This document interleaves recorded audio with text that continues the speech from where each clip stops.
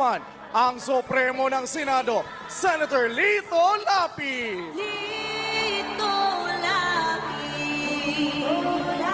Lito Lapid. Ang Supremo ng Senado na walang inatasan. Sadyang matibay ang kalooban, ika'y nakahandang ipaglaban. Magandang hapon po sa inyong lahat. Kumusta na kayo? Nanonood ba kayo ng Batang Quiapo?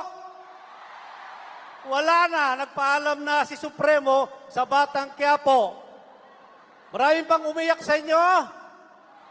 Wow! Pero hindi nagpapaalam sa inyo. Nandito po si Supremo sa harap nyo ngayon para magserbisyo. Nais ko lang po malaman nyo kung anong naging experience ko sa politika. Ako po ay naging Vice Governor ng 3 taon sa Pampanga at 3 termino na bilang Gobernador ng Lalawigan, Kapampangan. At naging 3 termino rin po ako bilang Senador. Kaya ang sinasabi po ng iba, anong ginawa ni Senador Lito Lapid sa Senado? Kaya nandito po ako sa inyo ngayon sa harap nyo na para ipaalam kung ano ang nagawa ko sa Senado. Ako po ay nakapag-sumite ng batas na may git na 900 at may git na 100 ang naging batas na po dito.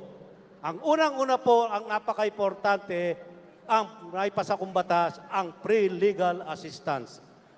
Republic Act 9999 na tinatawag nilang Lapid Law na makakatulong sa ating mga kababayan na hindi kayang magbayad ng abugasya na api at agrabyado pagdating sa ating batas.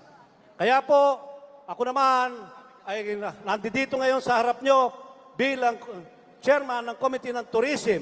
Palalawigin po natin ang turismo sa buong Pilipinas na kasama ang ating Pangulo, ating Bongbong Marcos para mapalawig ang turismo dito sa Pilipinas.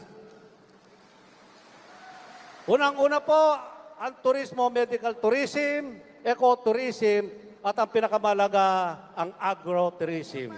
Mapapakinabangan po ng ating mga magsasaka. Yan po ay one town, one product. Kaya po, nandito po tayo, lalong-lalo na po ang ating sa edukasyon, ang ating mga estudyante nangangarap na matapos. Dahil ako po hindi nakapagtapos ng pag-aaral. Kaya po, pag nakapagtatapos po sila, ay unang-una makakatulong sa kanilang magulang at sa kanilang pamilya. Kaya po nandito po ako bilang Lito Lapid. Sana matulungan nyo uli na babalik sa Senado. At ang atgitkain ko, natulungan ang ating mamamayan Pilipino.